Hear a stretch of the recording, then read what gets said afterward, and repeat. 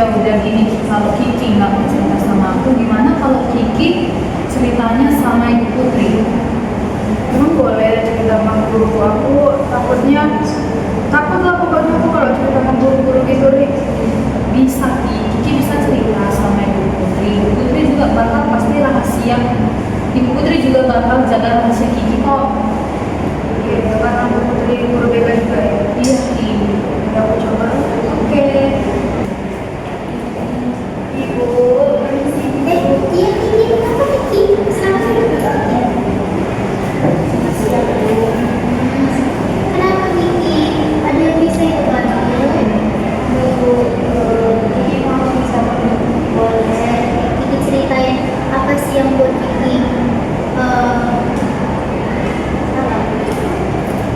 Kiki ceritain ya apa yang buat Kiki merasa kayak hati atau yang buat Kiki bisa jadi gini Bu, saya itu kan di rumah, kalau kita kan pulang sekolah itu kan Bu sore, jadi kalau sore itu udah begitu siang saya makan baru saya masuk kamar. Nah pas saya masuk kamar itu Bu, orang tua saya kan selalu pulang malam, jadi pas orang tua saya pulang malam mereka kadang di luar itu selalu bertengkar, marah-marah, teriak, jadi saya merasa gugup, jadi takut gitu Bu. Jadi saya nggak berani nanya apa yang sudah terjadi di rumah gitu Bu. Jadi itulah yang kita rasakan, kayak saya tertekan gitu loh setiap pulang sekolah. Oke, makasih ya Kak udah cerita sama Ibu. Nah, cerita ini jangan luput karena nanti bakal Ibu jaga rahasia. Nah, ini juga demi keamanan Ibu juga kan. Tapi saya malu Bu kalau orang lain tahu tentang keluarga saya yang kayak gini, makanya saya tadi kan juga disamperin sama kawan saya kan Bu, kayak juga kenapa ngomong terus gitu. Saya nggak bisa menyembunyikan ekspresi saya kan Bu, tapi kalau saya cerita takutnya jadi beber kemana-mana gitu. Jadi saya disarankan sama teman saya sih Bu, yang teman saya juga disarankan buat cerita sama Ibu, pas katanya jaga kerahasiaan gitu sih. Ibu sekali lagi bangga banget karena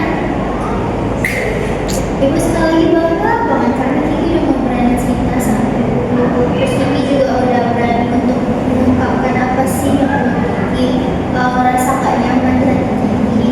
Kalau misalnya tentang kerahasiaan, Kiki jangan takut karena pasti rahasianya Ibu jaga. Jadi cerita Kiki terus sampai Ibu selesai.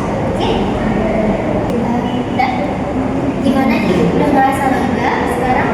Saya udah merasa lega kan Bu, saya juga udah ngasih arahan kayak mana bersikap di rumah. Saya lebih tenang sih Bu, tapi saya memang benar-benar berharap agar cerita ini nggak sampai kemana-mana yang luar dari dalam sisi kali ini. Terima kasih ya Bu, udah dengarkan ceritanya. Ini pamit ya Bu. Oke, Ibu juga mengucapkan terima kasih ya Kiki. Tetap semangat ya. Iya. Siap. Lagi bahas apa sih ini?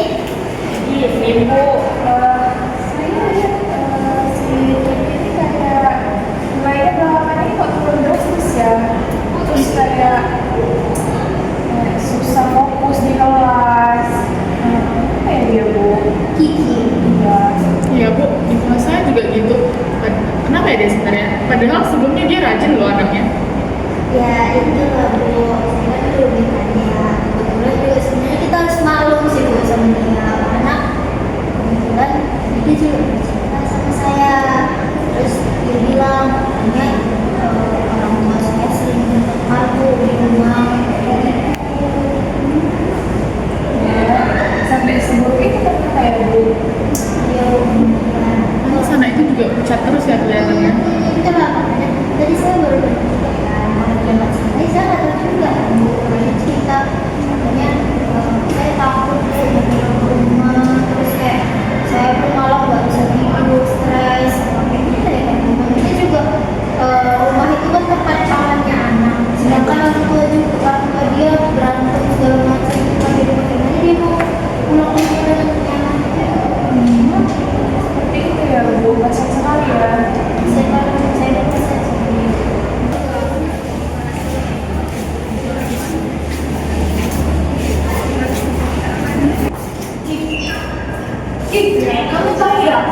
Apa sih?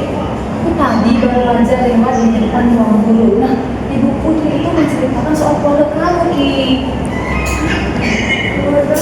Iya, dari tadi udah tahu. Keluarga aku keluarga aku yang bermasalah gitu. Ya tadi aku lewat di depan ruang guru Ibu Putri terus sama guru-guru lainnya itu menceritakan tentang keluarga kamu ya, jadi otomatis aku sudah tahu lagi. Aku percaya sama Bu Putri, terus aku juga bingung sama Bu Putri, jangan berbeda karena aku mau nih. Jadi aku harus bagaimana nih? Aku udah gak mau lagi ke ruang BK, aku udah gak mau lagi ke sekolah, aku pulang aja nih. Jangan gitu, Ki. Nah, seperti reka adegan yang tadi, bisa kita lihat bahwasanya Bu Putri sebagai guru BK sudah melanggar kode etik profesi BK, yang dimana Bu Putri sebagai guru BK sudah menceritakan apa yang diceritakan oleh konseli yang tidak seharusnya diceritakan kepada guru-guru lain ataupun guru mata pelajaran lain. Jadi di sini Bu Putri tidak menjaga asas kerahasiaannya. Pada dasar hukum Undang-Undang 1945 di mana terdapat pasal 28G ayat 1, setiap orang berhak atas perlindungan diri pribadi, keluarga, kehormatan, dan martabatnya. Nah, reka adegan tadi itu termasuk pelindungan data pribadi dan kerahasiaan konseli. Jadi seharusnya Bu Putri tidak boleh membeberkan ataupun menceritakan ceritanya konseli kepada guru-guru lainnya. Lalu pada Permendikbud nomor 111 tahun 2014 menegaskan asas layanan BK, salah satunya asas kerahasiaan. Konselor itu wajib menjaga seluruh data konseli. Jadi Bu Putri itu sudah seharusnya merahasiakan apapun yang diceritakan oleh si konseli tadi.